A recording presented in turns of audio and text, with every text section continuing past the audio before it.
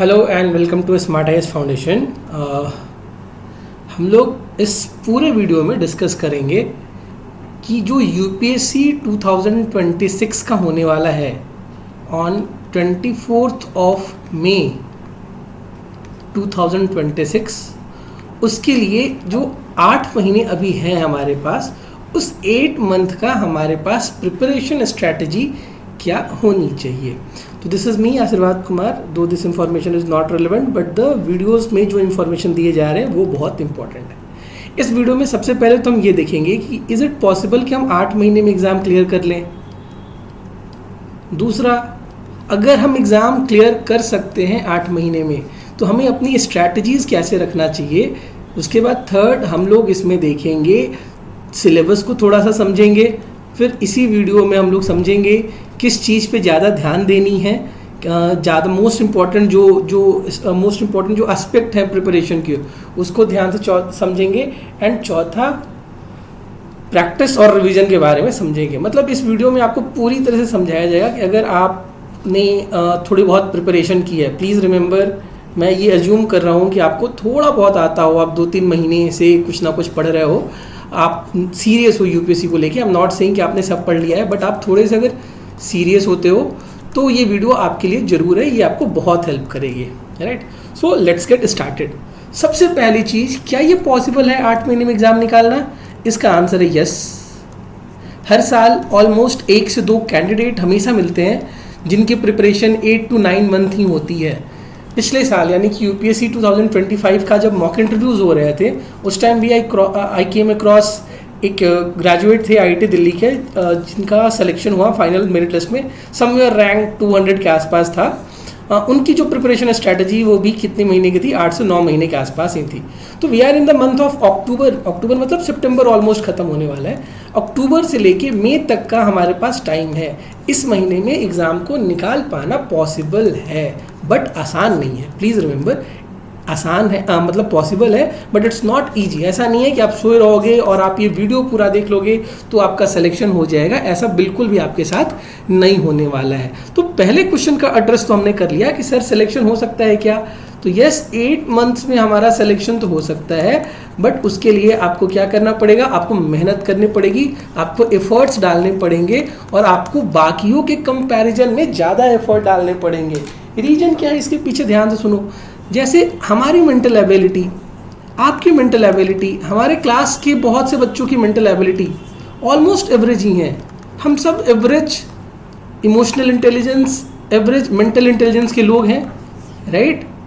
तो अगर कोई 2 से 3 साल प्रिपेयर कर रहा है, अगर कोई 2 से 3 साल से ज़्यादा प्रिपेयर कर रहा है, और आप अगर आज आपको लगता है कि आपकी प्रिपरेशन को 2-3 महीने ही हुए हैं, तो ऑब्वियसली इसकी प्रिपरेशन की चांसेस, इसके सिलेक्शन के चांसेस आपसे बेहतर है। तो आपको अपना एफर्ट इनसे ज़्यादा रखना पड़ेगा, बाकी के जो कैंडिडेट हैं उनसे ज़्यादा आपको फोकस रखना पड़ेगा, और उनसे ज़्यादा आपको टारगेटेड रहना पड़ेगा, तब जाके आपका सिलेक्शन हो जाएगा। And on a very very serious note बेटा, 8-9 से 15 महीनों का सिलेक्शन का पूरा प्रोसेस है। अगर आप 12-15 महीने बहुत अच्छे से अगर आपने मेहनत की है, तो देयर आर ग्रेट चांसेस कि आपका एग्ज़ाम निकल जाएगा। अब ध्यान से समझना, हम सबको पैटर्न तो पता ही है ना। पैटर्न में क्या है कि सर सबसे पहले प्रीलिम्स का एग्ज़ाम होता है, उसके बाद अगर हम क्वालिफाई कर गए तो मेन स्टेज वाला एग्ज़ाम है, फिर हमारा पर्सनालिटी टेस्ट है, फिर फाइनल सिलेक्शंस वगैरह हैं। प्रीलिम्स में अगर आप ध्यान दोगे तो आपके पास जीएस का पेपर है, उसके बाद आपका सीसैट का पेपर है। सीसैट का पेपर क्वालिफाइंग है, 67-70 के आसपास आपको नंबर लाना है। जीएस के पेपर में आपको कट ऑफ क्लियर करना पड़ता है। ये कट ऑफ क्या होगा?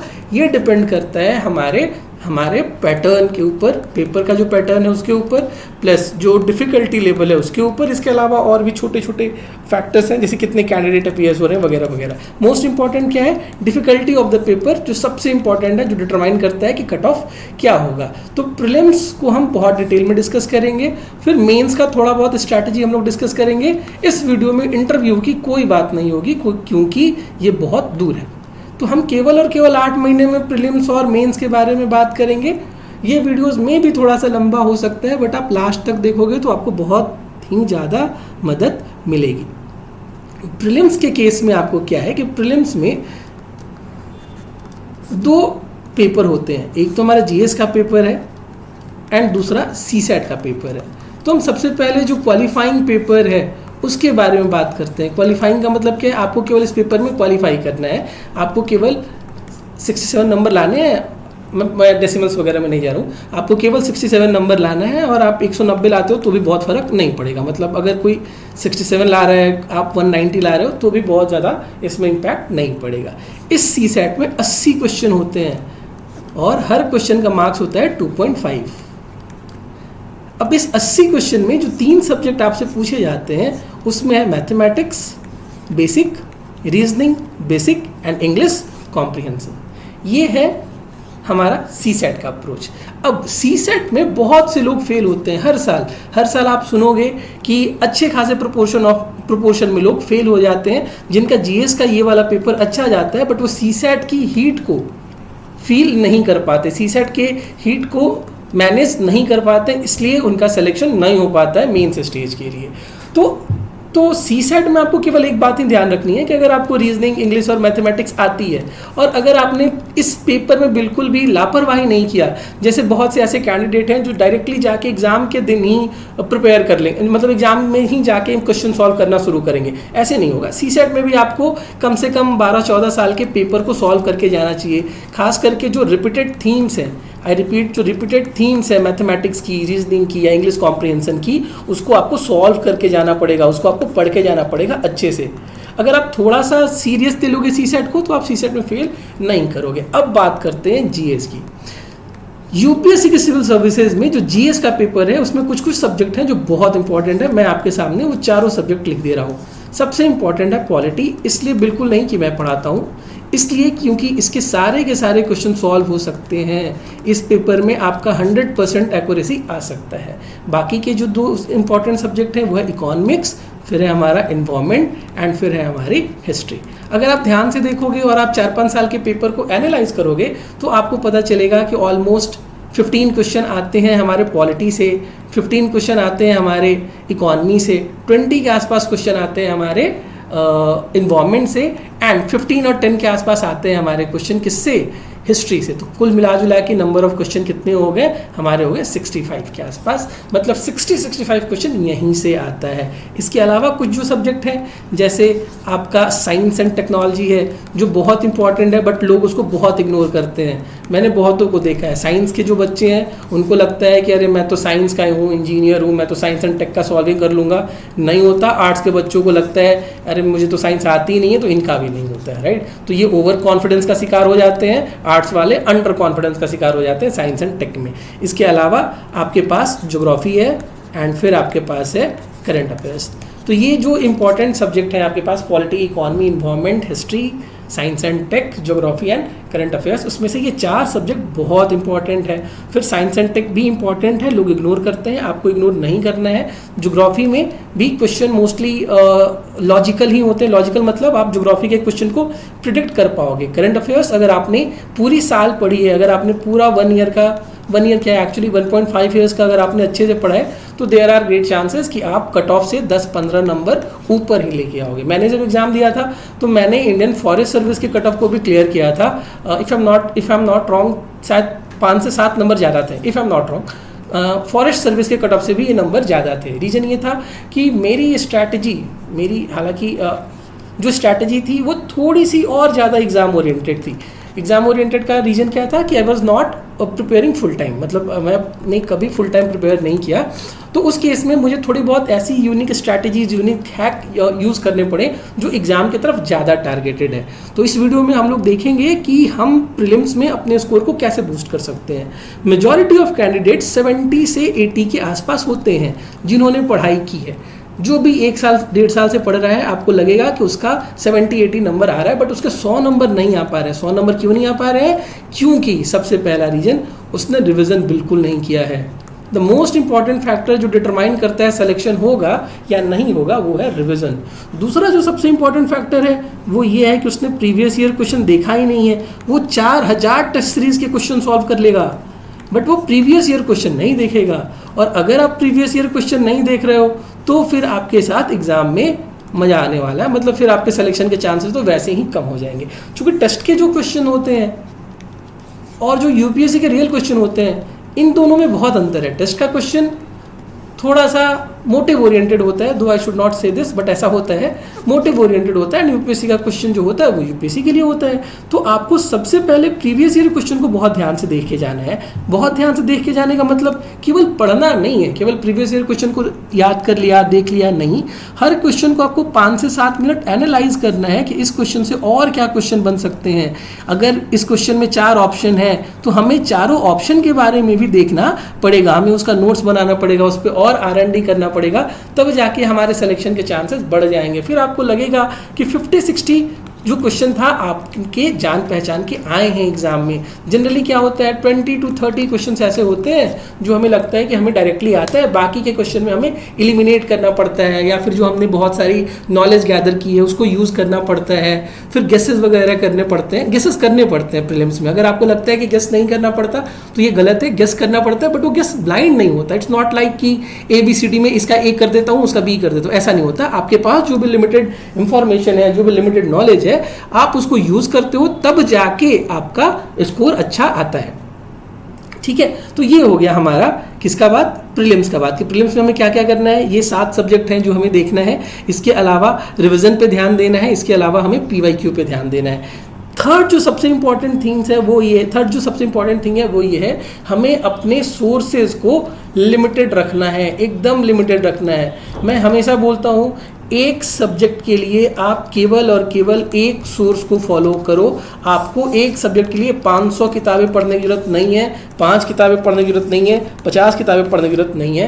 केवल एक ही सोर्स को फॉलो करो, इसको सप्लीमेंट करो फिर PYQ से, एंड इसको सप्लीमेंट करो टेस्ट के क्वेश्चन से। इसके बियॉन्ड जाने की जरूरत नहीं है, क्योंकि आपको एक सब्जेक्ट नहीं पढ़ना है, आपको बहुत सारे सब्जेक्ट पढ़ना है। हिस्ट्री में भी देखोगे तो एंशिएंट है, मिडिवल है, मॉडर्न है, पोस्ट इंडिपेंडेंस भी कभी कभी पूछ लेता है, आर्ट एंड कल्चर है। तो ये सारे जो सब्जेक्ट हैं, बहुत सारे सब्जेक्ट हैं, ऑलमोस्ट 10-11 सब्जेक्ट आपको पढ़ने हैं बेटा। इस पर्टिकुलर केस में बहुत जरूरी है कि आप हर सब्जेक्ट का केवल एक सोर्स फॉलो कीजिए, और उस सोर्स को आप कॉम्प्लीमेंट कीजिए किसके साथ, PYQ के साथ। थीम वाइज पढ़िए और टेस्ट पेपर के साथ उसको पढ़िए। थीम वाइज का क्या मतलब हुआ कि जैसे मैंने पॉलिटी उठा लिया, अब पॉलिटी के लिए मैं क्या करूँगा, पॉलिटी के लिए मैंने फंडामेंटल राइट पढ़ लिया, जो भी मेरा सोर्स था, मुझे जो भी था, क्लास के जो भी नोट्स थे, या आपको जहाँ से भी मन किया आपने वहाँ से पढ़ लिया। फिर आपने देखा कि आपसे PYQ के क्वेश्चन सॉल्व हो रहे हैं कि नहीं हो रहे हैं तो बहुत अच्छी बात है, नहीं हो रहे हैं तो दो ही मतलब है कि आपने जो सोर्स चूज किया है ये सोर्स सफिशिएंट नहीं है, एंड दूसरा या फिर आपकी अंडरस्टैंडिंग सही नहीं है। तो आपको इन दोनों चीज़ पे काम करना पड़ सकता है। तो जब आप प्रीवियस ईयर क्वेश्चन उठाओगे तो आपको प्रीवियस ईयर क्वेश्चन को कैसे प्रिपेयर करना है कि मैंने पूरा फंडामेंटल राइट पढ़ा, अब फंडामेंटल राइट के जितने क्वेश्चन आए हैं 20 साल में, 25 साल में, उन सारे फंडामेंटल राइट के क्वेश्चन को आप अच्छे से कर जाओ। कैसे कर जाना है, उस क्वेश्चन को सॉल्व करना है, प्लस उस क्वेश्चन के जो ऑप्शंस हैं उन ऑप्शंस को भी आपको बड़े डिटेल में करके जाना होगा। सेम काम आप करो किसके लिए, हिस्ट्री के लिए, मॉडर्न इंडियन हिस्ट्री के लिए करो, आर्ट एंड कल्चर के लिए करो, इन्वायरमेंट के लिए करो, उसके बाद आप साइंस के लिए करो, फिर उसके बाद मोस्ट इंपॉर्टेंट इकोनॉमिक्स के लिए करो। तो यू विल फाइंड कि बहुत सा पेपर का जो पैटर्न है, बहुत सा पेपर का जो वाइब्स है वो मैच करता है प्रीवियस ईयर क्वेश्चन के लिए, वो बहुत इंपॉर्टेंट है। तो ये हमने डिस्कस किया 2 चीज़ें, एक तो डिस्कस किया कि सब्जेक्ट कौन कौन से इंपॉर्टेंट है, फिर हमने डिस्कस किया कि सब्जेक्ट को पढ़ना कैसे है। अब मैं आपको बता रहा हूँ करंट अफेयर्स के लिए हमने इस वीडियो में क्या डिस्कस किया, CSAT डिस्कस किया, हमने इस वीडियो में क्या डिस्कस किया, GS के पेपर को डिस्कस किया। अब अपन करंट अफेयर्स के लिए देखते हैं। करंट अफेयर्स बहुतों को लगता है ये कोई डिफरेंट सब्जेक्ट है, नहीं है। Please keep it in mind, current affairs कोई भी सब्जेक्ट नहीं है। इकोनॉमी में, इन्वायरमेंट में, साइंस में, पॉलिटी में, इंटरनेशनल रिलेशन में अगर कोई नया डेवलपमेंट होता है वही करंट अफेयर्स है।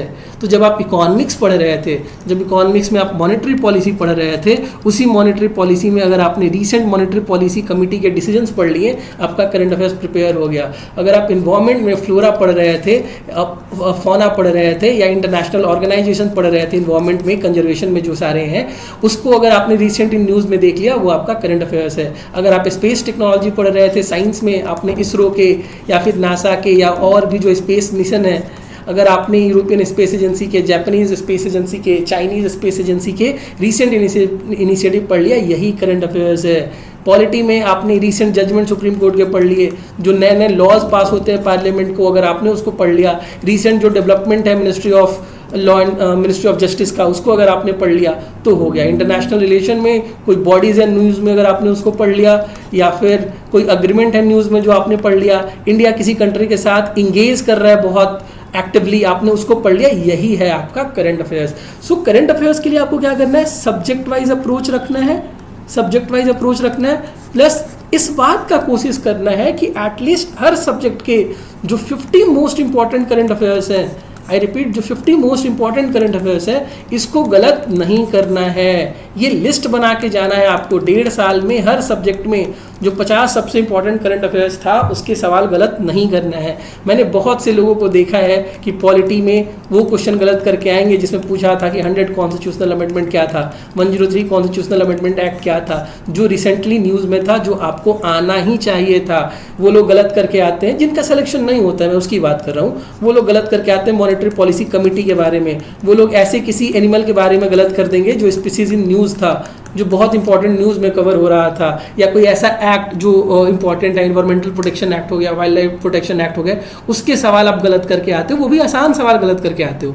तो अगर आप जीएस में थोड़ी सी भी लापरवाही करोगे, देखो सिलेक्शन नहीं होगा। बट अगर आप चाहते हो कि आपका 100 से 110 नंबर, 100 to 110 नंबर आ जाए, तो आप ये काम कर सकते हो, जितना भी मैंने आपको काम बोला कि आपको क्या करना है, 1 subject is equal to 1 source. किस पे ध्यान देना है, रिवीजन पे, और किस पे ध्यान देना है, आपको प्रीवियस ईयर क्वेश्चन पे, और आपको किस पे ध्यान देना है, और आपको ध्यान देना है प्रीवियस ईयर क्वेश्चन पे ध्यान देना, और आपको करंट अफेयर्स पे ध्यान देना है। कौन से करंट अफेयर्स, 50 जो मोस्ट इंपॉर्टेंट करंट अफेयर्स है सब्जेक्ट वाइज, वो गलत आपको नहीं करने। इसके बाद अगर कोई गलत हो जाती है तो ठीक है, नहीं आता तो आप उस क्वेश्चन को छोड़ भी सकते हो। There is always option prelims में हमेशा ऑप्शन है कि आप उस क्वेश्चन को छोड़ दो, नेगेटिव मार्किंग आपको अट्रैक्ट नहीं करनी है।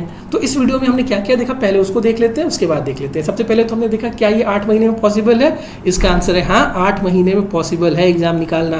कैसे निकलेगा, पहले प्रीलिम्स पे हम ध्यान देंगे, मेंस और इंटरव्यू की बात इस वीडियो में बिल्कुल नहीं करेंगे। प्रीलिम्स में हमने बात किया सीसेट को कैसे इग्नोर नहीं करना है, फिर हमने देखा कि जीएस में हमें क्या क्या ध्यान देना है, जीएस में हमने वो पूरा अप्रोच देखा, फिर हमने बताया कि क्या क्या चीज़ आपको करना होगा अगर आप 100 नंबर के आसपास लाना चाहते हो। तो मैंने आपको 3 चीज़ें बताई, 1 subject 1 source, PYQ, revision, current affairs के बारे में मैंने आपको चीज़ें बताई हैं। अब अभी आपके पास 8 महीने हैं। इस 8 महीने में मैंने आपको 2 बातें बता दी कि आपको पढ़ना कैसे है प्रीलिम्स के लिए स्पेशली। दूसरा, अभी आपको जो सबसे इंपॉर्टेंट है वो ये है कि आपको ऑप्शनल डिसाइड करना पड़ेगा। आप सबसे पहले ऑप्शनल डिसाइड करो। बहुत से लोग PSIR या फिर आप सोशियोलॉजी जैसे ऑप्शनल ले सकते हो। ये 2 ऑप्शनल मैं इसलिए बताया चूँकि स्मार्ट एज फाउंडेशन आपकी मदद कर सकता है इन 2 ऑप्शनल में। इसके अलावा आप चाहो तो कुछ भी ले सकते हो, it's completely your will. Anthropology ले सकते हो। कुछ ऐसे ऑप्शनल हैं जो आपको अवॉइड करने चाहिए, ज्योग्राफी जैसे जो ऑप्शनल हैं, हिस्ट्री जैसे जो ऑप्शनल हैं, ये आप अवॉइड करोगे तो ठीक है। आई एम नॉट सेइंग कि आप मत लो, बट अगर आपके पास अच्छा मेंटरशिप नहीं है, अगर आपके पास कोई ऐसा दोस्त नहीं है जिसने इस पेपर के से सिलेक्शन लिया हो, ज्योग्राफी ऑप्शनल के साथ सिलेक्ट हुआ हो या हिस्ट्री ऑप्शनल के साथ सिलेक्ट हुआ हो, आप इसको अवॉइड करना। और अगर आपका ये बैकग्राउंड है ही नहीं ज्योग्राफी और हिस्ट्री, तो आप प्लीज़ इसको अवॉइड ही करना। बाकी PSIR, एंथ्रोपोलॉजी और सोशियोलॉजी जैसे जो ऑप्शनल है वो आपको हेल्प कर सकते हैं। अब 8 महीने बाद एग्जाम है, उसके बाद मई में आपका प्रीलिम्स है, 3-4 महीने बाद मान के चलो कि आपका मेंस का एग्जाम होगा। 4 महीने तो नहीं होते, 3 से 4 महीने के बीच में ही आपका मेंस हो जाएगा। तो इस मेंस में अगर आपने ऑप्शनल बिल्कुल टच ही नहीं किया है, आपको कुछ पता ही नहीं है आपके ऑप्शनल के बारे में, तो अभी सिलेक्शन देखो नहीं होगा फिर। तो उस केस में क्या करना है, अभी से लेके 4 महीने तक, मतलब फ्रॉम अक्टूबर टू जनवरी, आपको कोशिश ये करनी है कि कम से कम 40 to 50%, minimum 40 to 50% of your optional को आप कंप्लीट कर लो। आप कंप्लीट कर लोगे 40-50% ऑफ द ऑप्शनल, आपको थोड़ा सा रिलैक्स हो जाएगा। फिर आप मेंस के और प्रीलिम्स के बीच में जो विंडो मिलता है, इस विंडो में आप ऑप्शनल को रिवाइज भी कर सकते हो और कंप्लीट भी कर सकते हो। तो अभी आपको क्या करना है, अभी आपको प्रीलिम्स पे ध्यान देना है, जो मैंने आपको सारी बातें बताई, जो इंपॉर्टेंट सब्जेक्ट बताया। सीसेट इग्नोर नहीं करना है, करंट अफेयर्स के लिए मैंने आपको बता ही दिया, एंड ऑप्शनल के लिए मैंने आपको बता दिया कि आप क्या अप्रोच रख सकते हो। उसके बाद 2 और चीज़ें करना है।